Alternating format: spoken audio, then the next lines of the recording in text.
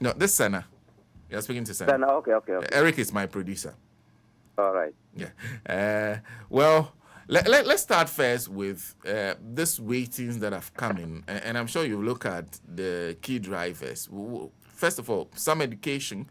What is accounting for this? Yeah, so thank you very much for the opportunity. I want to stress that one of the important factors that accounted for this is as a result of the government's ability to conclude on the restructuring of the Eurobond. So that is one. Number two, we also need to note that there has been fiscal consolidation in terms of government resolve to reduce expenditure. And the reduction of the expenditure has given some space for government to be able to control inflation.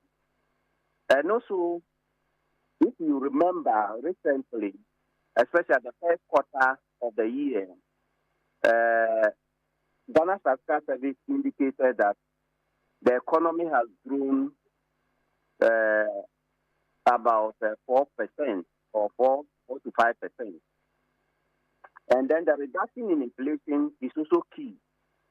And all these factors are pointing to the fact that the country is moving in the right direction in terms of the economic macro indicators. So I will say that government is doing well in this respect, and we need to commend government for that. Well, let me come to, and I'll come to that because there's some agitation from within the MPP claiming that they should be credited for it. But before we even come there, what does this actually mean to us? A Fitch rating of B minus? What does it add? What does it improve? How does it get us closer to maybe the revival that the finance minister is talking, revival of the economy that the finance minister is talking about? Yes. So one thing we need to know is that B minus does not mean that we need to jubilate. B minus is still under the speculative grade. When you look at the grading system by Fitch, we have the investment grade, we have the speculative grade, then we have the default grade. We have just been able to move from the default grade to the speculative grade. And the speculative grade still means that we are still having some high level of default, even though it is not restricted default, but we still have some high level of default. And we need to be very careful about the discussion that, this is good news for us. Even though it's good news, but we need to be careful. What it means for us is that investors will be more interested in the country, especially in bringing investment. And this is good news for us as a country, because now if somebody wants to take loans from international markets, the person might get a reduced interest rate as compared to when we were graded with restricted default. So long-term investment in the country is key for now. And we need to be able to look at how we can harness this opportunity to seek for funding. But government must be careful, because if you go to the Eurobond now, looking for maybe, let's say, money to come and invest in the country, the interest you get will not be competitive enough for us to be able to pay. So we need to be very careful. But for private investors, well, they may be able to secure some funding at reduced interest rates as compared to government, even though government can get. But I think at this time, we need to be very careful. So, one, you say this is not call for celebration. Two, it is not also time to start thinking about going back to those markets and attempting to borrow. Exactly. It does not call for celebration, even though we can celebrate in moderation. Because when you look at the grade, we are saying that this is speculative grade, and speculative grade is also a high default. A high default grade, and we need to be careful. Even though the previous grading that we had, which was a restricted default, signifies that we're at a different debt exchange rate regime, and therefore it is very important for government to put in policies to be able to what? To reduce our level of rate. And this grade, even though it is good, but we have to be very careful. Now, and talking about that, and we are displaying currently on our Facebook page the comment of the Finance Minister, Dr. Kisala Tofosin, says, I assure you, this is only the beginning. We are unwavering in our resolve to fully revive the economy and deliver lasting relief and shared prosperity to you, the good people of Ghana. Is that the kind of response you expect from the Finance Minister? Yes, so I understand where he's coming from. Looking at the challenges we face over the years, and just within, let's say, 5 months, 6 months, they are able to do this. That is why he's celebrating. And the comment, I think, is okay, because he said this is just the beginning. We have to consolidate this economic growth. We have to be able to consolidate physical reduction in terms of the government expenditure. We have to be able to sustain the downward trend in terms of the inflation that we are, the reduction in inflation that we are seeing. And if we are able to do all these things, and if our CD is continue to appreciate, it is going to help the country a lot. And as you know, as the CD appreciates, what it means is that we need less dollars to be able to service our debt. And this is very key. So if they are able to do all these things, we can sustain it for a while.